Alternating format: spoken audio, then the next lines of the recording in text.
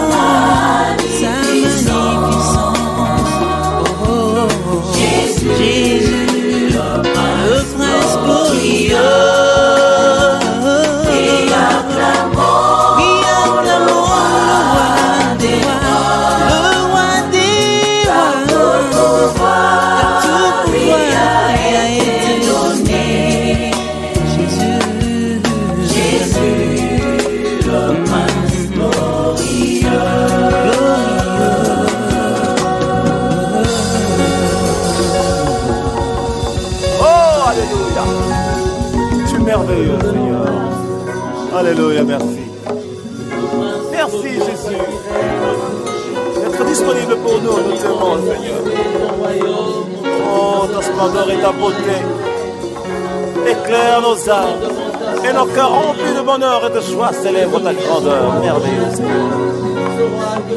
Tu es tout ce qu'il faut pour que le monde soit un vrai bonheur. Tu es tout ce qu'il faut pour que le monde soit une joie éternelle. Tu es merveilleux, Seigneur. La force de nos âmes, c'est toi, Seigneur. Bonsoir. Bonsoir, mon frère. Seigneur, nous te sommes reconnaissants pour ce moment encore que tu nous donnes de passer en ta présence. Alors que le monde, ô Dieu de gloire, est en train d'être envahi par les ténèbres, tu nous invites, ô Dieu, à être sages et sots pour vaquer à la prière. Nous voici, Dieu de gloire, réunis encore autour de cette table-ci, devant, ô Dieu de gloire, ta parole, Père de gloire, pour communier à ta parole. Donne-nous, Père, de savoir ce que tu veux pour nous maintenant. Parle à nos cœurs, Père de gloire, alors que ce nettoyage de cœur, le processus, ô Dieu de gloire, tu l'as enclenché. Alors que notre être, ô Dieu de gloire, se délecte de ta présence. Père de gloire, nous continuons à soupirer au-dedans de nous, de ta présence, Père, car nous voulons ta présence, que ce soit réel pour nous. Donne-nous, ô Dieu de gloire, de désirer, d'aimer, ô Dieu de gloire, de chercher et de bêcher jusqu'à ce que ta présence soit totale en nous. Seigneur, verse, ô Dieu de gloire, de cette eau. Purifie notre être au nom de Jésus-Christ. Amen. Amen. Commençons. Genèse. On va lire, écoutez bien maintenant, on va prendre dans un processus maintenant. Ce qu'on va faire, c'est on va prendre un itinéraire. On dit un itinéraire ou une itinéraire? Un itinéraire. Votre français là est compliqué. On va prendre un itinéraire pour comprendre. Un itinéraire pour comprendre. Allons sur ce que ça va dire alors. Nous allons les successivement. Genèse. Chapitre 3. Soyez rapide parce que je veux qu'on lise et puis on se regarde face à face. Je veux qu'on lise puis on se regarde face à face et on parle. Ton téléphone qui est loin là, ça ne sera pas très bon. Mais juste ici. Faites-en bon usage. Voilà.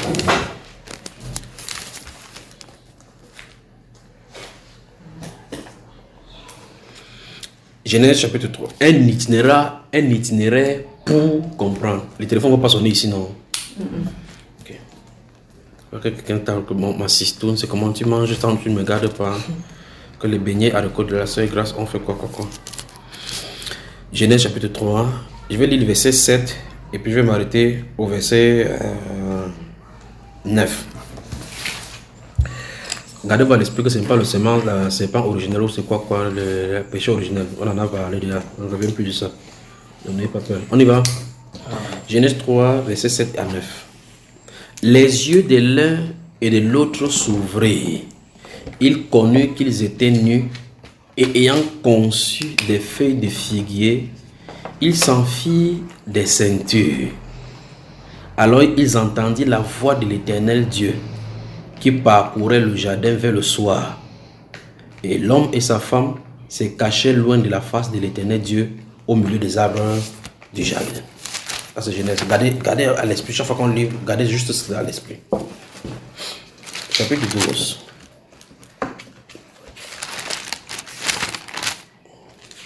Genèse chapitre 12.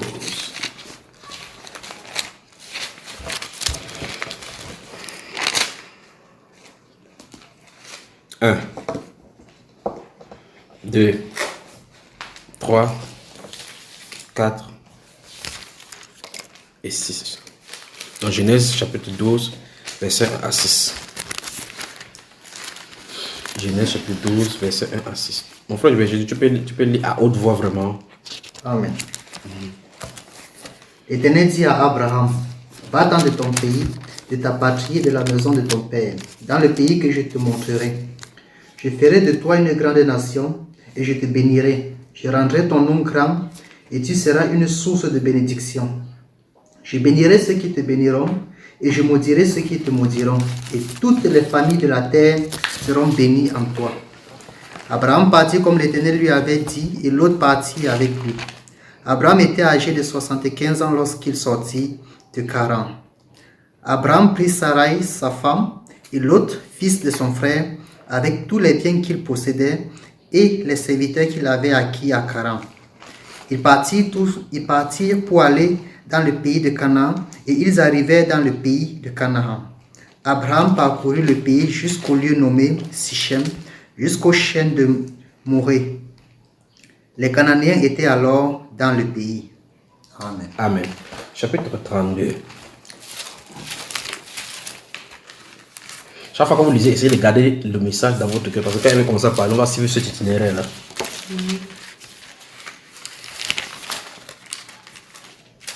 Versets 1 et 2. D'abord.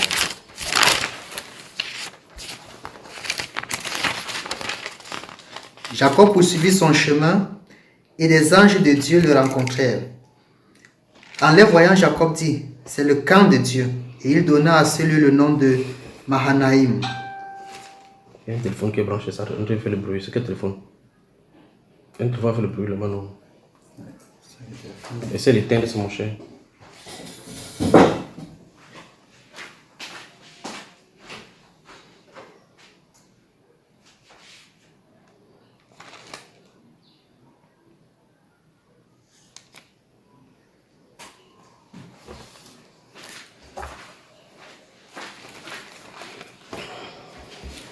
Voilà. Nous sommes au chapitre 32 de Genèse, versets 24 et 25. Tu as mis un mode avion? Je le fais.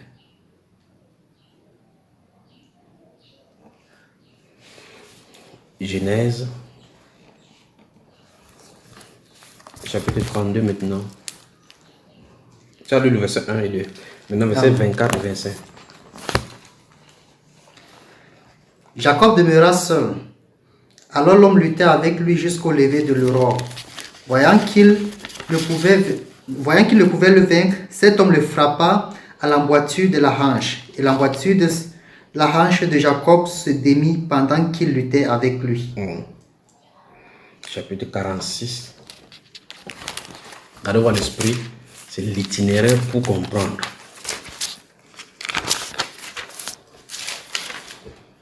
L'itinéraire pour comprendre.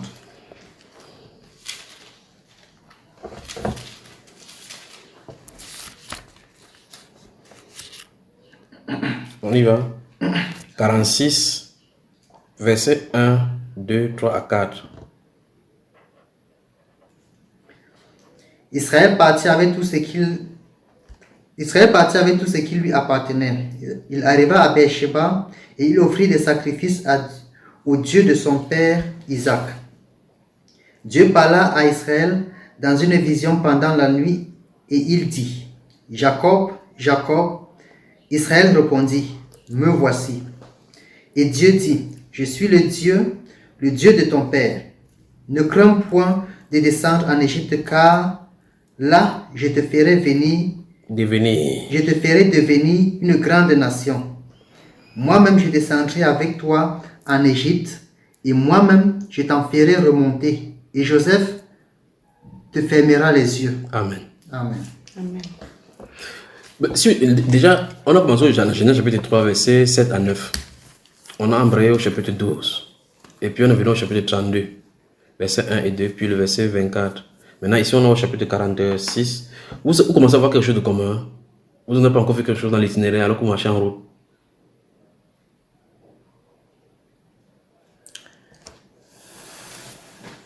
Assisto, tu n'as pas encore remarqué quelque chose?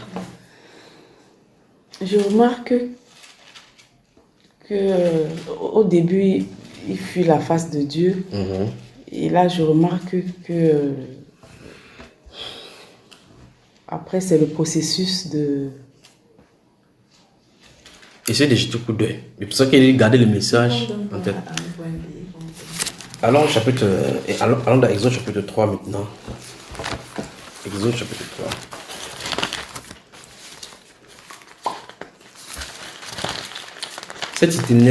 Cet itinéraire, en comprenant ce qui se trouve dans cet itinéraire-ci, ça nous donne la crainte. On va voir, nous allons découvrir ensemble. Chapitre 3 d'Exode.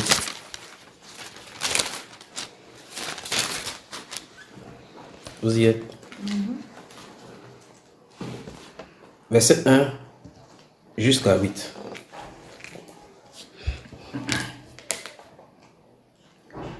Moïse faisait paître le troupeau de Jéthro, son beau-père, sacrificateur de Madian. Et il mena le troupeau derrière le désert et vint à la montagne de Dieu, à Horeb. L'ange de l'Éternel lui apparut dans une flamme de feu au milieu d'un buisson.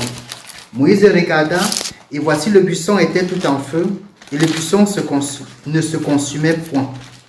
Moïse dit, je veux me détourner pour voir quelle est cette grande vision, et pourquoi le buisson ne se consume point. L'Éternel vit qu'il se détournait pour voir, et Dieu l'appela du milieu du buisson et dit, Moïse, Moïse. Et il répondit, me voici. Dieu dit, n'approche pas ici, n'approche pas d'ici, ôte tes souliers de tes pieds, car le lieu sur lequel tu te tiens est une terre sainte. Et il ajouta, je suis le Dieu de ton père, le Dieu d'Abraham, le Dieu d'Isaac et le Dieu de Jacob. Moïse se cacha le visage car il craignait de regarder Dieu. L'Éternel dit, j'ai vu la souffrance de mon peuple qui est en Égypte, et j'ai entendu les cris que lui font pousser ses oppresseurs, car je connais ses douleurs. Car je connais ses douleurs. Je suis descendu pour le délivrer de la main des Égyptiens et pour le faire monter de ce pays dans le bon et le vaste pays, dans un bon et vaste pays, dans un pays où coule le lait et le miel, dans les lieux qu'habitent les Cananéens, les Héthiens, les Amoréens, les Phérésiens, les Éviens et les Jubésiens. Amen. Amen. Ok. Maintenant, on peut commencer l'itinéraire. Mais pour avancer encore en eau profonde, prenons Luc au chapitre 5. La devoir de l'esprit, c'est l'itinéraire Pour comprendre. Pour comprendre. Dans cet itinéraire, cette voie, c'est que nous sommes en train de découvrir dans la Bible. Ça nous conduit où? C'est la question, il faut qu'on comprenne quelque chose. Luc chapitre 5.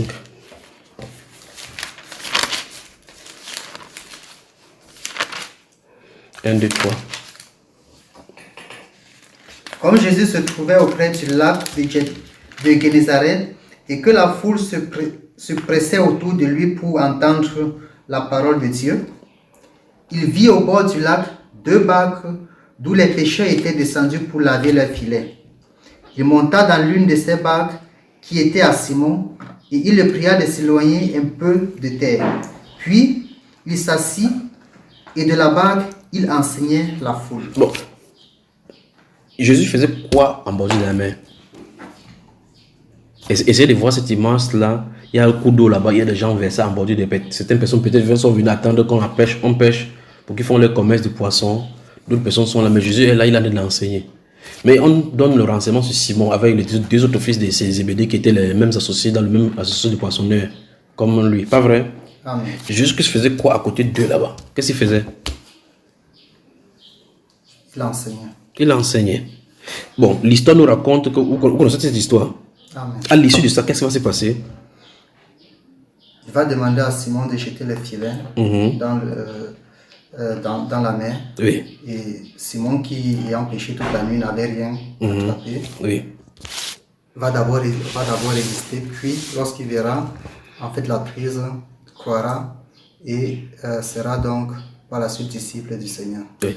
Donc, est-ce que Jésus s'intéressait sur le poisson ou sur Simon? C'est Simon qu'il était venu chercher au bord de la mer. C'est Simon qui était venu chercher au bord de la mer. Donc, il suivait un itinéraire Amen. pour Simon.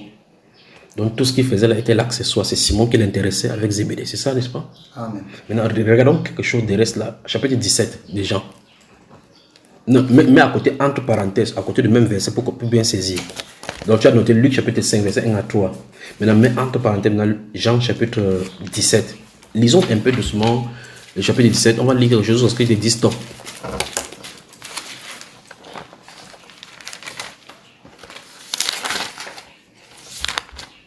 Allons-y. Après avoir ainsi parlé, Jésus leva les yeux au ciel et dit, Père, l'heure est venue, glorifie ton Fils afin que ton Fils te glorifie. Selon que tu lui as donné pouvoir sur toute chair, afin qu'il accorde la vie éternelle à tout ce que tu lui as donné. Stop. Jésus accorde la vie éternelle à qui? Tout ce que le Père lui a donné. C'est renversant, pas vrai? C'est renvers. Il accorde la vie éternelle. On a de suivre un itinéraire. Donc, tout pouvoir, a-t-il dit, lui a été donné dans les cieux, sur la terre. Il accorde, et ici il dit qu'il accorde la vie éternelle à tous ceux qu'il lui a donné. Donc Dieu lui a donné des gens qui donnent la vie éternelle à tel, donne la vie éternelle à tel, donne la vie éternelle à tel. Et dans Hébreux chapitre 10, la Bible déclare, c'est pourquoi je descends pour faire, oh Dieu, ta volonté. Ta volonté. Et il nous explique que le chef de la maison qui s'est réveillé comme ça. Et il nous explique donc dans les Saintes Écritures que dans Jean chapitre 6, que oh, la volonté de mon Père, c'est que je n'ai perdu rien de ce qu'il m'a donné. Amen. On se comprend? Parce que c'est un itinéraire. Donc quand il sort du ciel, il a un itinéraire qu'il a de suivre. Et on vient de le rencontrer là-bas, il rencontre quelqu'un en body de même. On a comme l'impression qu'il a fait autre chose, une autre activité, mais il a une cible. Un peu comme les gens qui font le marketing, quand ils sortent là-bas, ils ont une cible. Les gens ne sortent pas pour faire le marketing. Bon, il y a ce qu'on appelle le marketing conventionnel qui est informel, où les gens se lancent comme ça, j'ai mon argent, essaient d'investir, j'achète le savon, je mélange, c'est pour m'acheter top, maison après maison. Mais celui qui a fait marketing à l'école avec les stratégies de tous les grands savants du marketing, ils ne font plus le son dans l'informel. Ils savent exactement ce qu'on appelle le business plan. Il y a le stratégie commerciale. Donc quand il te voit, il te dit bonjour, tu souris. Quand il va te dire, il sourit bien, tout ce qu'il fait, les compliments là, c'est dans le stratégie pour t'atteindre. Quand il va frapper en sortant, tu vas acheter quelque chose dans 1500, jusqu'à ce que tu vas prendre même son numéro, que tu as telle chose à porte. Tu comprends cela? Mais la personne a préparé son stratégie, ses stratégies. Les stratégies préparées en avance, il cherche des cibles. Il sort des cibles. Quand quelqu'un fait n'importe comment en tapant, en battant l'aile, il ne peut pas avoir les choses parce que ça veut dire que ça gagne, ça ne gagne pas. Quand quelqu'un sort avec des cibles, il sait exactement comment il va faire. Quand il finit par jour, il revient, il voit s'il a atteint les objectifs. Il fait donc le bilan. Quand il fait le bilan, si ça n'a pas marché, il regarde là où il y a eu erreur pour rectifier le type, pour améliorer. Vous voyez cela? C'est cette stratégie qu'on fait là, c'est ce que Jésus est en train de faire ici. Bon, maintenant, le plus grand, c'est que sa part est parfait.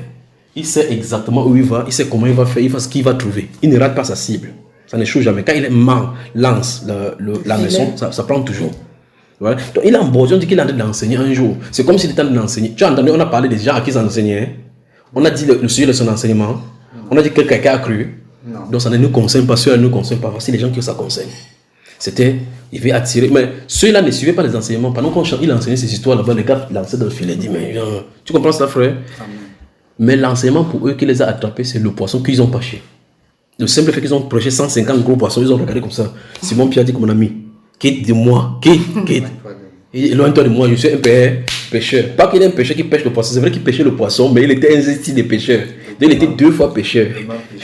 Il était pêcheur en tant que pêcher et il pêchait le poisson. Mais le Seigneur Jésus est venu pour lui et ses associés. Vous voyez cela? Amen. Donc notre Seigneur s'est positionné nulle part pour rien. Les marches, c'est en Jésus que tu peux comprendre effectivement les versets qui disent ce n'est pas à l'homme lorsqu'il marche, il ses pas. C'est Dieu qui conduit ses pas. N'importe où il se passe, tu vois, il passe quelque part, on dit, il passait là-bas, on partait enterrer le fils d'une veuve. C'était son fils de Naïm. Bon, donc ça veut dire qu'il attendait seulement ce moment pour passer là-bas. Il regarde, il met la main sur le cercueil, comme ça. Il dit, jeune homme, lève-toi. Il lui donne la main. Vous voyez cela? Pourquoi? C'est un élu. L'itinéraire pour comprendre. Continuez ici. Donc, nous comprenons ici, il a dit que comme tu as donné le pouvoir, tu m'as donné le pouvoir de donner la vie éternelle sur toute chair, c'est pas ça. Donc, ça veut dire qu'il donne la vie éternelle à n'importe qui, pas n'importe qui de toute façon, pour ceux que tu m'as donné. Donc, il s'est arrangé avec son père, à ce qu'il dit, prends la vie éternelle ici, donne ça à tel. C'est choquant, pas vrai? Amen. Vous allez lire la Bible n'importe comment, vous allez aboutir à cette conclusion, c'est que la vie éternelle, ce n'est pas pour tout le monde. Il va falloir que le Père et Jésus aient causé de toi, pour qu'on te connaisse. Et que si on se connaît, comment mon frère? Pourquoi il dit dans Hébreu, mais voici moi et les enfants que tu m'as donnés. Il n'a pas dit que moi et les enfants que je suis parti chercher, que je suis allé chercher. Comment les gens disent cela? Les gens disent que j'ai gagné leur âme. Non. Il dit que ça veut dire quoi concrètement? Que Dieu t'est béni pour ce passage-là. Donc, dans ces Hébreux chapitre 2, là, donc, quand il dit que c'est pourquoi il a encore dit, je t'ai loué parmi les assemblées, ou encore que je t'ai dit, mais voici moi et les enfants que tu m'as donnés. Donc, finalement, il dit que les enfants que tu m'avais donnés, garde bien à l'esprit ces versets que tu as dit, parce que c'est en collaboration avec ce qu'on va lire maintenant dans Jean 17.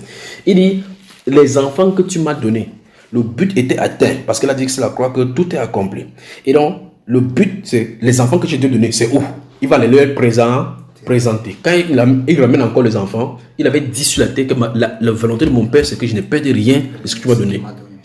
Tu as vu ça? Et finalement, il entre avec ses enfants. Il dit, moi, voici avec les enfants, enfin. On va y aller. Dis à quelqu'un, non, on va y aller. On va y aller. Même si c'est pas comment, on va y aller. Même si c'est n'importe comment, On va y aller. On va entrer, d'accord? Amen. Corona ne peut pas nous empêcher. La marque, la bête ne peut pas nous empêcher. On va entrer, d'accord? Amen. Voilà. Amen. Donc il dit, me voici moi et les enfants que tu m'as donnés. Donc pour entrer, il va falloir que tu aies été donné. Si tu ne parles pas, tu n'as pas, tu n'as jamais été là-bas. Vous voyez donc que ça contredit toutes les théories des gens qui disent maintenant que j'ai vu un enfant déjà en enfer. Ça n'a pas de sens. Parce que tu dois avoir été donné. Parce qu'il a dit la volonté de votre Père, c'est qu'il ne perde aucun de ceux qui m'a donné, mais que je l'ai ressuscité au dernier jour. Donc ils vont tous entrer. Amen. Tous sans exception. Même pas une brebis. Il dit que même pas un cheveu de la tête sera égalé. On y va, frère. Continuons dans 6 Jean chapitre 17. Je me sens déjà bien. Vous vous sentez bien aussi? Amen. Je reprends au verset 2. Oui. Selon que tu lui as donné pouvoir sur toute chair, afin qu'il accorde la vie éternelle à tous ceux que tu lui as donnés. Oui. Or, la vie éternelle, c'est qu'ils te connaissent, toi, le seul vrai Dieu, et c'est lui que tu as envoyé, Jésus-Christ. Je t'ai glorifié sur la terre. J'ai achevé l'œuvre que tu m'as donné à faire. Oui. Et maintenant, toi, Père, glorifie-moi auprès de toi, de la gloire que j'avais auprès de toi, avant que le monde soit. J'ai fait connaître ton nom aux hommes que tu m'as donné au milieu du monde. Vous avez entendu ça? Hein? Amen. Oui. Continue. Ils étaient à toi et tu me les as donnés. Oui. Et ils ont gardé ta parole. Maintenant, ils ont connu que tout ce que tu m'as donné vient de toi. Arrêtons d'abord là-bas. Nous sommes d'abord. On est arrivé au niveau là où je voudrais qu'on arrive. Il dit maintenant, il dit que j'ai achevé le ciel de suite, glorifie-moi de la gloire. Il dit que j'ai fait connaître ton nom à qui? Aux hommes. Aux hommes. J'ai fait connaître ton nom aux hommes que tu m'as donnés. Oui. Du milieu du monde. Oui. Ils étaient à toi et tu me les as donnés. Oui. Et ils ont gardé ta parole. Bon, là, premièrement, il a dit parler, ses disciples sont avec lui. Donc, premièrement, il a dit parler à ses disciples. Il a dit parler au Père par rapport à ses disciples qui sont au-devant de lui. Continuons jusqu'à ce qu'on voit maintenant, là où il va éliminer Judas dans l'affaire. Verset 8. Car je leur ai donné les paroles que tu m'as données et ils ont reçu et ils ont vraiment connu que je suis sorti de toi et ils ont cru que tu m'as envoyé. C'est pour eux que je prie. Je ne prie pas pour le monde, mais pour ceux que tu m'as donnés parce qu'ils sont à toi. Mais c'est quand même terrible. Il dit comment quelqu'un peut lire comme ça, il dit autre chose que la Bible ne dit pas. En continuant. Et tout ce qui est à toi est à moi. J'appartiens à Jésus. Oh mon Dieu, j'appartiens à Jésus. Et ce qui est à toi est à moi. Et je suis glorifié en eux. Oui. Je ne suis plus dans le monde et ils sont dans le monde. Je vais à toi, Père Saint, garde en ton nom ceux que tu m'as donnés, afin qu'ils soient un comme nous. Vous voyez la prière que le Seigneur fait avant de quitter la terre pour nous. Amen. Continuons. Amen. Lorsque j'étais avec eux dans le monde, je les gardais en ton nom. Physiquement, il a de parler de ceux qui étaient physiquement avec eux. Oui. J'ai gardé ceux que tu m'as donnés et aucun d'eux ne s'est perdu, sinon le fils de perdition, afin que l'écriture soit accomplie. Donc dans le contrat même du ciel, c'était prévu que celui-ci se perd, pas qu'il s'est seulement égaré. Non, non, vous voyez la parole du Seigneur. Il dit que j'ai gardé tout ce que tu m'as donné. Je n'ai perdu aucun. Donc il a rempli la condition totale. Amen. Sinon le fils de la paix, afin que l'écriture s'accomplisse. Donc, ça veut dire que celui qui va mourir là n'était pas que, c'est pas que parce qu'il suivait Jésus qu'il devait avoir la vie éternelle. Non, non, non. Il y avait un programme pour lui. Vous voyez cela? Mais maintenant, il dit, j'ai gardé tout ce que tu m'as donné, sauf le fils de la perdition. Donc, il a parlé de ce groupe-ci, où il est là, n'est-ce pas? On continue. Et maintenant, je vais à toi, et je dis ces choses dans le monde, afin qu'ils aient en eux ma joie parfaite. Je leur ai donné ta parole, et le monde les a haïs, parce qu'ils ne sont pas du monde, comme moi je ne suis pas du monde. Je ne prie pas de les ôter du monde, mais de les préserver du mal. Ils ne sont pas du monde, comme moi je ne suis pas du monde. Sanctifie-les par ta vérité. Ta parole est la vérité. Et que le peuple de Dieu dise Amen. Amen. Il ressort de cet itinéraire maintenant deux choses. Nous venons d'identifier, et c'est vrai qu'on peut aller dans beaucoup de sens avec les différentes doctrines. Mais comme nous sommes suivant un itinéraire, restons dans l'itinéraire pour comprendre. Ce qu'on veut comprendre, c'est que nous avons lu, parce que nous avons sauté de Luc chapitre 5 pour arriver ici dans Jean chapitre 17. Nous voyons dans Luc chapitre 5 une histoire comme si Jésus, comme c'était quelque chose de normal de sa marche, comme s'il était en train de prêcher, comme si c'était un hasard qu'il rencontre Pierre et Jean et Jacques là-bas. Parce que c'est l'appel de ces trois-là, les deux fils de Zébédée, Jean et Jacques. C'est là-bas qu'il va les rencontrer en bordure de mer. Mais quand tu lis l'histoire là-bas, tu as comme l'impression que c'était le jour d'une prédication normale avant qu'il les rencontre. Mais pourtant, quand tu suis bien l'itinéraire, tu vois qu'il y a un timing. Il y a quelque chose. Il vient maintenant dévoiler le secret, c'est qu'en fait, on avait discuté d'eux en haut, qui devaient les retrouver sur la terre. L'itinéraire pour comprendre. Amen. Où est-ce qu'on en est allé? Avançons seulement, d'accord? On passe seulement. Alors donc, ça veut dire qu'initialement, il y a une discussion les concernant, parce qu'il parle comme ça des pierres et autres là-bas. Il dit, ils étaient à toi et tu me les as donnés. Or, dans l'appel du Seigneur par rapport aux disciples, on ne voit nulle part où Dieu a dit que, le voici, prends celui-ci. On ne comprend pas. Est-ce que Pierre sur la terre était conscient qu'il appartenait au Seigneur? Non. Il fait sa vie. Jésus est même venu la chasser. Il a dit que, éloigne-toi aussi. Les gens saints comme vous là, va de ton côté. Laisse-moi plonger dans l'eau. Quand il plonge, quand je suis glacé là, il croit que mes péchés sont pardonnés. Si ça ne se passe pas comme ça. Vous voyez? Alors, mais il y a une discussion à son sujet. Il est le choix souverain de Dieu. Il est le choix souverain de Dieu. Bien plus, Jésus dit, glorifie-moi de la gloire que j'avais auprès de toi. La question c'est quand est-ce qu'ils ont discuté de Pierre? Je prends le cas de Pierre dans ces passages parce qu'on va balader partout là. Quand est-ce qu'il a discuté de Pierre depuis l'éternité là? Dans un temps qu'on ne connaît pas. Avant que le Avant monde la fondation du monde. C'est terrible.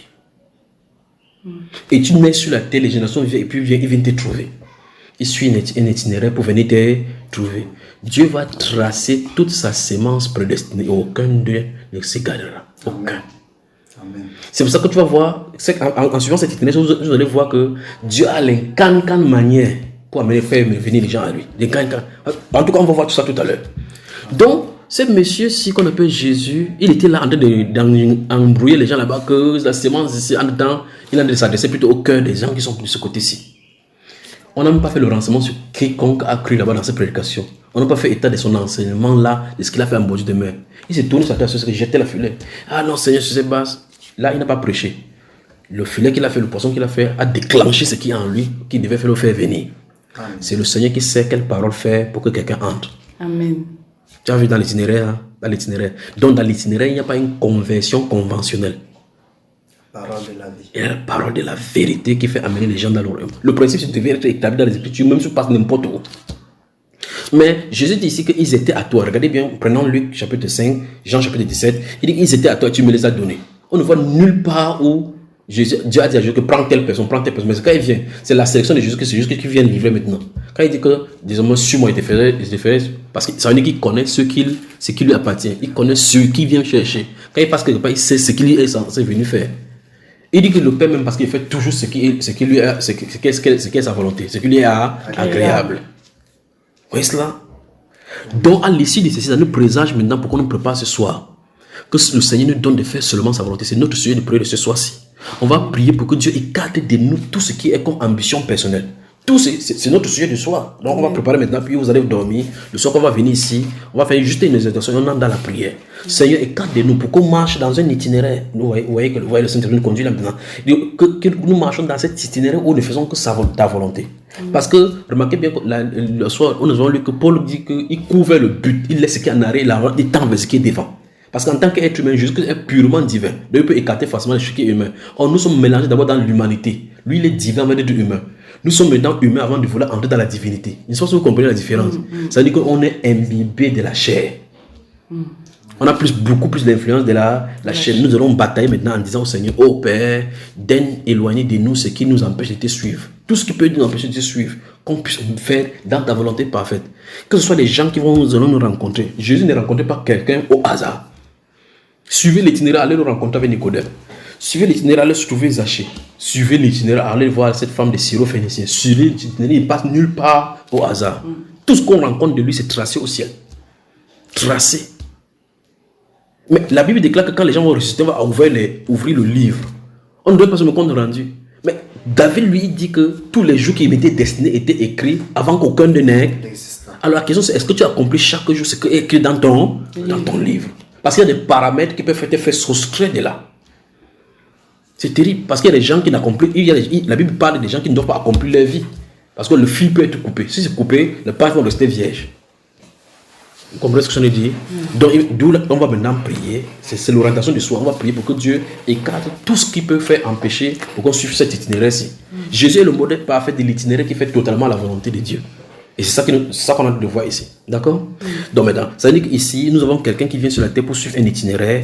Et donc, dans cet itinéraire, c'est parsemé des gens qui sont censés rencontrer, des éléments qu'il doit faire. Et le plus grave maintenant, c'est que si tu te déplaces du côté de Jésus, tu vois la chose bien. Si tu te places du côté de l'homme, tu vois ça avec ambiguïté. Avec ambiguïté, pourquoi? Parce que l'être humain sur la terre a des paramètres. Tu as tes parents, tes amis, ton travail et autres. Mais ces paramètres-là sont inclus quand Dieu lui fait. Parce que quand lui vient, il savait que le paramètre tel devait être la situation. C'est ce que nous allons rencontrer maintenant. Comme par exemple, Dieu a dit à Pierre un jour quand il était petit qu'il va faire la pêche. Non. C'est lui qui faisait sa pêche, non? Il nourrissait sa famille. Jésus est venu le trouver là où il faisait la pêche. C'est même Pierre, quand le Seigneur va ressusciter, il va rentrer là-bas, le chapitre 21 des gens, il va encore venir le trouver toujours là-bas. Donc le Seigneur connaît l'itinéraire de chaque personne. Il sait où te trouver quand il va te trouver. C'est cet itinéraire-là qu'on a suivi. En fait, le point essentiel, c'est que dans toute une itinéraire qu'on nous a lu depuis le départ, et tout ce qu'on va lire, c'est que Dieu sait où tous ses brebis se trouvent.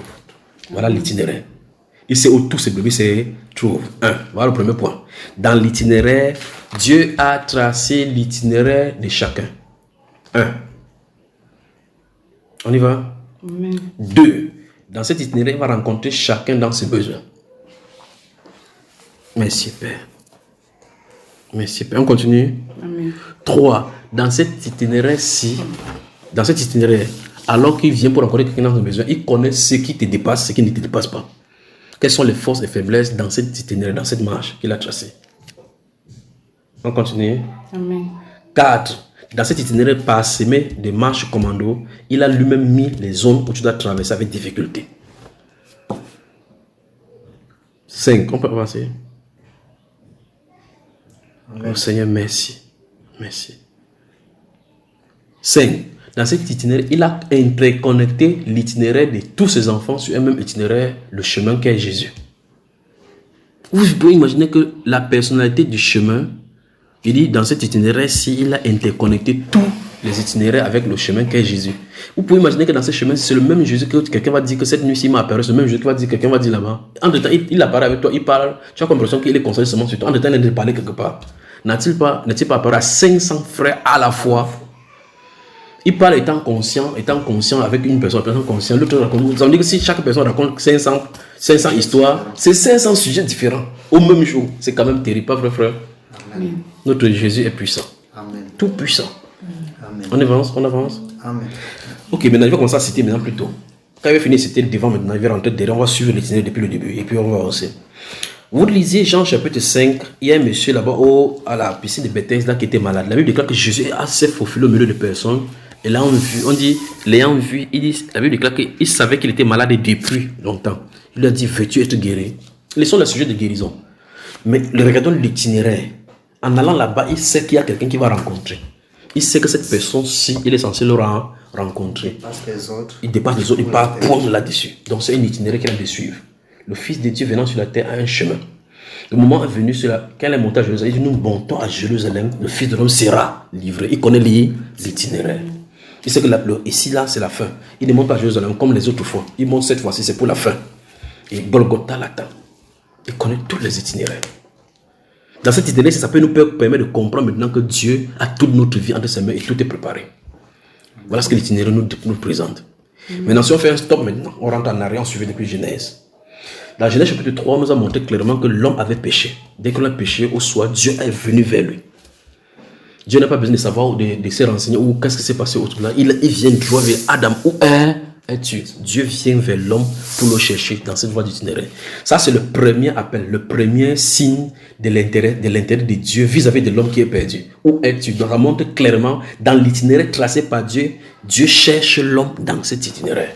Dieu a tracé une voie par laquelle il va marcher sur la terre pour chercher l'homme égaré. Ses enfants à lui qui sont égarés. Depuis le ciel, il descend. Adam, où es-tu? Quand il parle de Adam, où es-tu? Il parle de la postérité qui traverse par Adam. Où es-tu? Revenez alors. L'itinéraire. C'est ça dont il est question. Donc cet itinéraire est tracé depuis la Genèse. Et quand vous remarquez, on est certain d'aller au chapitre 12. Au chapitre 12, on voit clairement comment un des parents, Térak, est avec une maison avec tous ses enfants, Haran et autres là-bas. Ils sont en train de manger. Et puis la voix sort du ciel. Abraham, quitte la maison de ton père et va dans un pays où je vais t'amener. Le voilà, l'itinéraire est venu, ça a trouvé un de eux. Ça l'a mis de côté, mis à part. Le voilà qui en était parti. C'est pas ce qu'on a trouvé. L'itinéraire. Dans cet itinéraire, il passe, il voit les gens. Au chapitre, on quitte au chapitre 12, on est allé au chapitre combien? Chapitre 32. J'ai fait un grand pas. On s'intéresse à la personne de Jacob. Remarquons au chapitre 32, l'itinéraire montre clairement au chapitre 32. Vous remarquez que le monsieur en train de marcher tranquillement, il rencontre des anges. Les anges viennent faire foutre quoi dans sa voie. Parmi toute la terre, le globe qui est là-bas, dans son chemin, il va croiser les anges, appelé le camp de Mahanaïm. Qu'est-ce que les anges viennent faire sur lui? Ils devaient face à face à lui, sur ses travers, comme si les anges sortaient. Il y avait une date d'adoration sur la terre. Les gars se promènent sur la terre, frère. C'est lui la cible. Et puis la Bible déclare au verset 21, comme on a continué, la Bible déclare qu'il passait la nuit dans un lieu, un homme le rencontrait, ils ont bagarré parce qu'il ne laisse pas partir l'homme. Donc sur toute la terre, c'est seulement lui qu'on a fait pour venir bagarrer. Il a fait quoi, je suppose, à cet homme-ci pour qu'on puisse le prendre comme ça là. Vous voyez qui c'est, n'est-ce pas? Son nom a été changé en Israël. L'itinéraire, il cherche ses enfants, il connaît. Que tu sois n'importe où, il connaît. On voit au chapitre 46, c'est ce qu'on a lu par la suite. Au chapitre 46, le chapitre 46 est très intéressant. C'est ça, non? Amen. Voilà, ok. On est au chapitre 46, verset 1, et puis verset combien? Verset 1 à 4. Verset 1 à 4. Mais si vous regardez le chapitre 45, les 3 derniers passages du chapitre 45, vous allez remarquer qu'on vient annoncer à Joseph. Parce que là ça c'est l'histoire de la descente de Jacob en Égypte. Vous avez de vérifier là. Donc, si vous remarquez plus haut, quand il dit, nous sommes au chapitre 46, si vous regardez le chapitre 45 qui est en haut, les 3 derniers versets, vous remarquez qu'on vient annoncer, quand on est venu annoncer à Israël, leur père, que Joseph vit. La Bible déclare que son esprit se ranima. Et puis il a dit, quoi? Joseph, mon fils, est vivant. Et il parle pas maintenant d'Israël. Tu as remarqué cela? On dit quoi? Que Israël a fait quoi?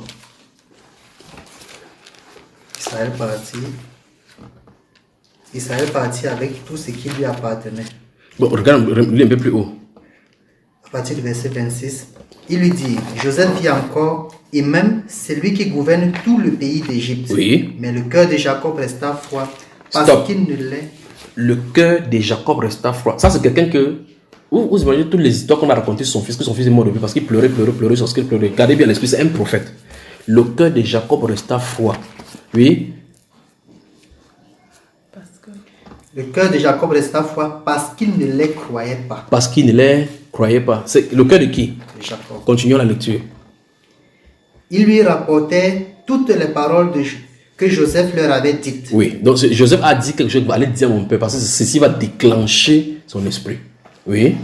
Il vit les chars que Joseph avait envoyés pour les transporter. Les preuves à l'appui. C'est alors que l'esprit de Jacob, leur père, se ranima. Stop. L'esprit va se ranimer. Quand il va voir ça, quelque chose va se passer en lui. D'accord? On dit l'esprit se ranima.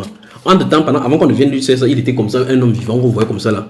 Mais, qu'est-ce qui se passe? La partie prophétique de Jacob était fermée. Parce que si Dieu laissait ça ouvert, il devait savoir où il se trouve. Maintenant, lis le suivant. Suis. Israël dit. Stop. Tu as vu cela? Maintenant, ça c'est Israël. Voilà le prophète qui est revenu. Et Israël dit, oui. C'est assez. C'est assez. Joseph, mon fils, vit encore. Joseph, mon fils, vit encore. Oui. J'irai et je le verrai avant que je meure. Et tu vois? Ouais, ça c'est le prophète qui en a parlé. Ce n'est pas monsieur Jacob. Et c'est ce qu'on va découvrir au chapitre 46 que tu as lu tout à l'heure. Parce que Dieu lui a même dit que je serai avec toi jusqu'à ce que c'est Joseph qui va te fermer les yeux. C'est ce que tu as lu aujourd'hui. Donc il a même prophétisé directement, dès que son esprit revient, il prophétise. Il dit, j'irai le voir. Quoi? J'irai, je le verrai avant que je meure. Donc ça dit, comme il a dit ça, rien ne peut le tuer jusqu'à ce qu'il voit son fils. Et il va arriver justement, il va mourir, jusqu'à ce que son fils va fermer ses yeux. Et ce qu'il a dit là, c'est quand Dieu va venir parler maintenant, c'est ce que Dieu a dit. Tu vas le voir et c'est lui qui va te fermer les yeux. C'est pas qu'on dit, hein? Amen. Bon, maintenant, allons au chapitre 46, tu lis donc, là où Dieu va dire que descends, je serai avec toi-même. Israël partit avec tout ce qui lui appartenait. Il arriva à Beersheba et il offrit des sacrifices au Dieu de son père Isaac. Oui. Dieu parla à Israël dans une vision pendant la nuit Oui. et il dit, Jacob, Jacob. Israël répondit, me voici. Et Jacob, Dieu, Jacob, Israël répondit, oui. je suis le Dieu de ton père. Ne crains point de descendre en Égypte, car là je te ferai devenir une grande nation. Oui. Moi-même, je descendrai avec toi et en Égypte, je descendrai avec toi en Égypte et moi-même, je t'en ferai remonter. Et Joseph te t'en fermera fait les yeux. Je pose la question. Une fois de plus, nous voyons l'itinéraire ici. C'est comme si quelque chose s'est passé sur la terre et Dieu est resté tranquille. Vous imaginez comment Dieu a pu laisser souffrir un homme qui aimait son fils depuis, bloqué pour faire sa volonté, pour que son œuvre s'accomplisse en lui. Parce qu'il sait qu'en tant que prophète, si tente de découvrir, il se trouve, ça n'aura plus d'effet. Ça n'aura plus d'effet. Les gens ne vont pas. Il va forcément savoir que les gens. Alors, d'une façon, les gens pourront savoir ses enfants. Autres 11 enfants doivent savoir, ils ne seront pas inquiétés. Tout ce qu'ils ne vont pas se prosterner comme ils devaient. On dit qu'on sait que tu es vivant depuis. Il détruira le plan du Il Seigneur. détruit le plan du Seigneur. Donc, Dieu fait ça, il ferme les yeux du prophète. Et jusqu'à ce que. Mais regarde, quand le poteau rose est découvert, maintenant, Dieu lui dit que descend, ne crains pour descend. Donc, ça, il était depuis avec le Seigneur, il a adoré Dieu. Dieu ne lui dit pas qu'il est vivant. En te plaisant, mon fils, Dieu ne fait pas cas de ça. Et c'est la même situation lorsque le Seigneur Jésus disait à ses disciples qu'il ira à Jérusalem où il mourra. Est-ce qu'ils comprenaient? La parole dit qu'ils étaient empêchés, Empêché de comprendre. Qu'est-ce qu'il raconte ici depuis? Un bon homme comme ça meurt comment? Puisque quand il fait du bien partout, tu parles. Amen. Vous voyez l'itinéraire? Amen. À cet instant, il suit maintenant un autre itinéraire. Il dit que tu deviendras une grande nation. À cette grande nation-là, il avait dit à Abraham que cette grande nation va devenir esclave. Vous voyez l'itinéraire? Je vais les faire sortir. Dans ce cas, quand on a quitté ici directement, on est tombé dans Exode chapitre 3.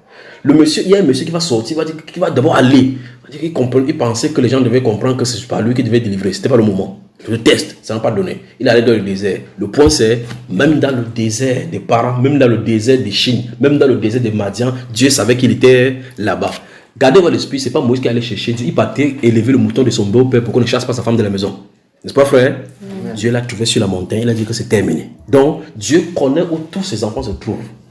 Il connaît où tous ses élus se trouvent. Et quand c'est le moment qui a sonné pour toi, personne ne peut empêcher cela. Personne. Quand c'est le moment de croire, c'est pour ça que sur la terre, quand il voit quelqu'un dire par exemple que, oh frère Junior, mes parents me persécutent beaucoup parce que je suis sorti catholique. On a dit qu'on va me mettre dehors. Mon problème, c'est quoi? Si c'est dans ton itinéraire, assume. C'est moi qui ai fait comment? Quand Jésus vient dire à Pierre que abandonne les poissons, en tout cas, il a dit que suis-moi. Quand il a dit suis-moi, bon, s'il fallait le suivre, le poisson, il va porter les 150 poissons pour le suivre, frère. Ça n'est pas senti dans le ministère là. Hein? Il devait tirer le bateau dans l'eau pour commencer à suivre avec eux sur les sables. Il comprend clairement que le poisson et le bateau là, les canaux qu'ils ont pêchés, ça ne peut pas le faire marcher jusqu'en Galilée, pas vrai? Amen. Donc nous voici maintenant, quand Dieu dit, bon, il prend sa responsabilité. Vous avez entendu qu'un endroit là-bas, Pierre va dire que j'ai fait comment avec le poisson, on tue, on mange, on va revenir avec l'argent. Il a posé la question, frère. Non. Mais aujourd'hui, on pose la question au frère Junior, comme c'est frère Junior qui est mort sur la croix. Frère Junior, mes parents disent que si ils tentent de faire ça, vont me payer l'école. Mon problème dedans, c'est quoi? Chacun doit porter ça part. Ma part m'a dit dans la famille que donc tu as choisi Jésus, que ton Jésus paye ta pension. Il ne m'a pas payé la pension. J'ai arrêté là où il devait arrêter. Chacun doit porter quelque chose. Il y a quelque chose que tu dois sacrifier. Il y a quelque chose que tu dois arrêter pour avancer avec le Seigneur. Vous entendez cela? L'itinéraire. L'itinéraire de chaque personne est différent d'une personne à l'autre. Chacun a son itinéraire. Autant de personnes dans le Seigneur. Si on se rencontre au paradis, le Seigneur nous laisse d'abord de faire ces choses quelque part. On se rencontre, chrétien après chrétien, pour raconter son histoire. Même l'éternité ne suffira pas pour que chacun raconte son histoire. Regarde, comment tu fais pour arriver au paradis, que chacun raconte sa part. Tu vois quelqu'un, il raconte, tu vois l'autre, il raconte sur ta part. C'est que tu vas entendre des choses dehors. Tu vas être étonné que c'est le même Dieu qui a fait tout cela. La grandeur de notre Seigneur. Amen. Vous comprenez cela? L'itinéraire. Donc, c'est Moïse, il va rencontrer Moïse sur la montagne. La Bible déclare que, et chaque fois, remarquez bien, chaque fois qu'il va faire quelque chose, il met juste le feu là-bas. La Bible déclare que le Seigneur il dit qu'il vit qu'il s'est détourné pour voir. Ça m'étonne ces paroles du prophète. J'aime ça. Il s'est détourné. Le Seigneur vit qu'il s'est détourné pour voir. Cette grande vision. Donc il ne regardait pas avec les yeux. Donc le feu là ne s'était pas avec les yeux. Donc, si quelqu'un était à côté de Moïse, il ne verrait pas le feu. Le moment du prophète est arrivé. Dès cet instant, Moïse entre dans son ministère. Et toute personne qui va lutter contre Moïse lutte contre Dieu.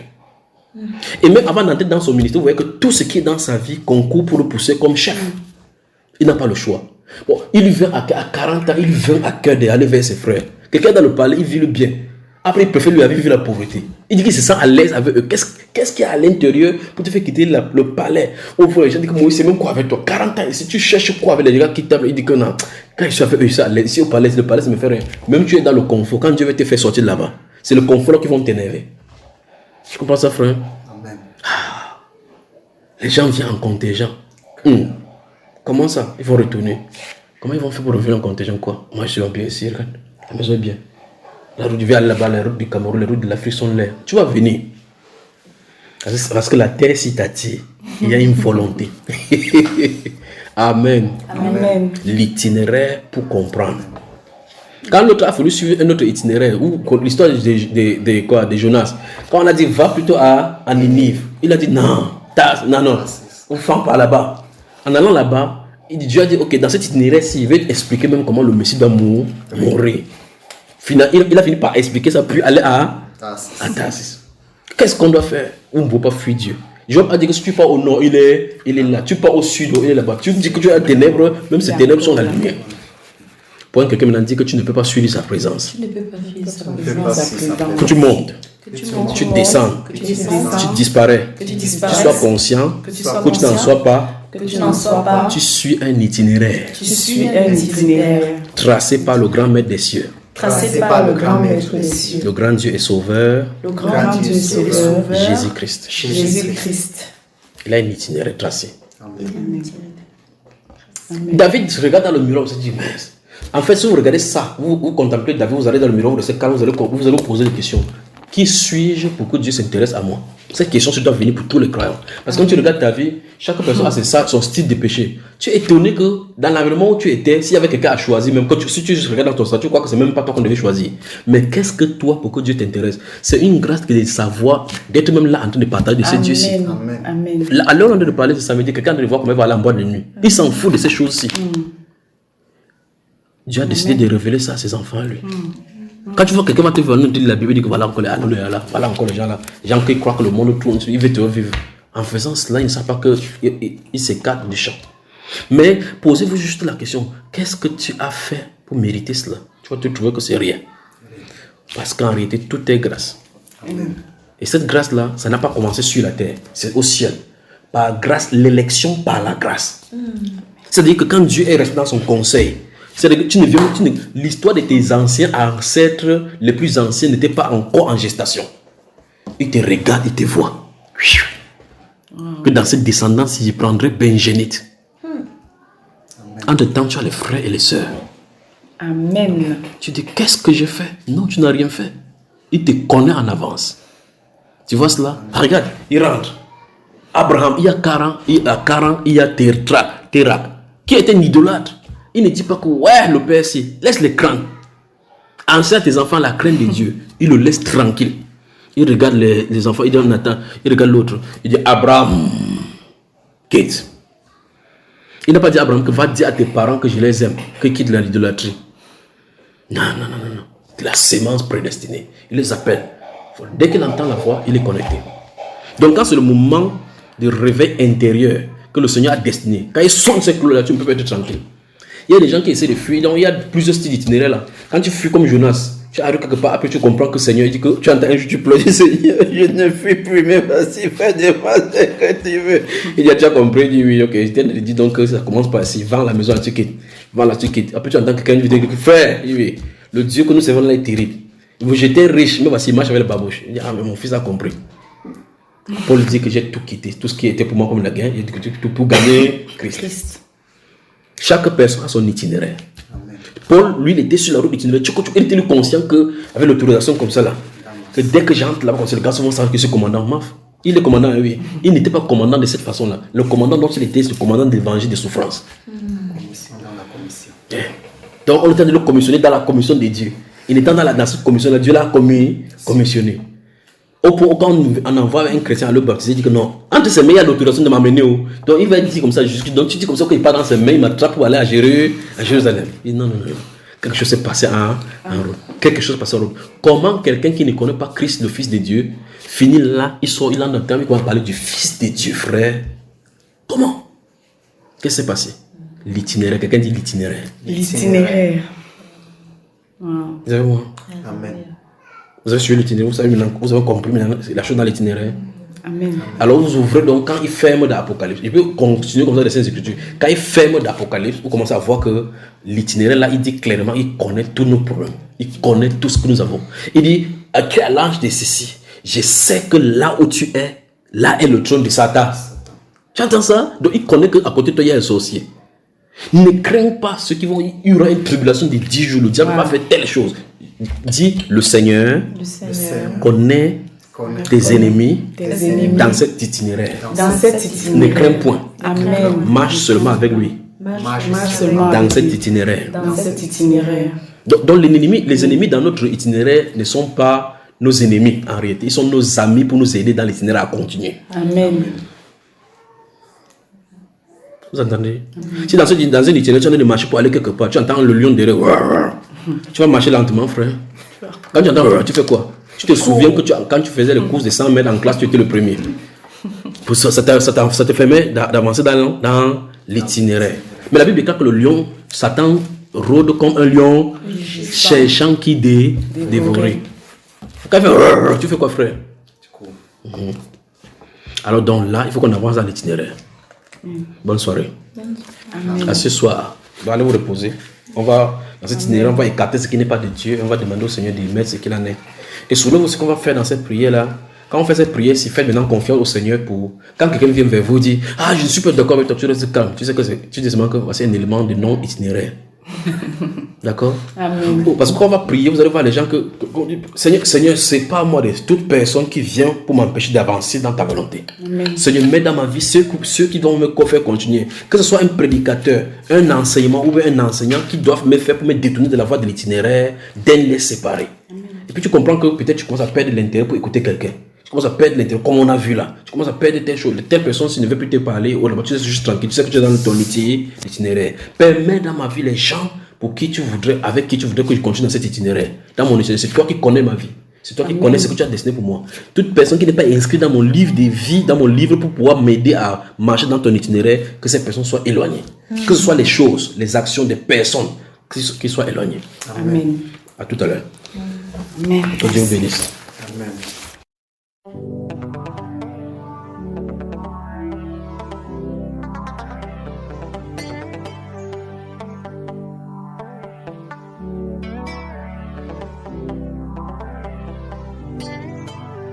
Comment te dire ce que je ressens? Tes bienfaits sont trop grands. Du fond de mon âme coule de larmes qui traduisent mes silences. Comment te dire ce que je ressens? Tes bienfaits sont trop grands. Du fond de mon âme coule de larmes qui traduisent mes silences. Que ma vie soit une fleur, un parfum pour toi, Seigneur.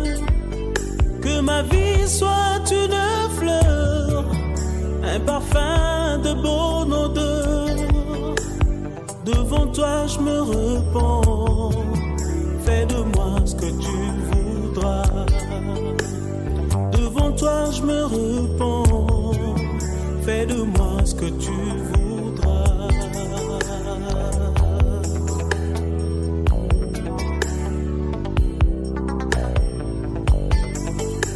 Comme l'argile devant les potiers, donne-moi la forme qui te plaît. Fais toutes choses en ton temps, je serai toujours confiant. Seigneur, observe mes voies, garde-moi près de ta croix. Je voudrais habiter chez toi tous mes jours ici-bas. Que ma vie soit une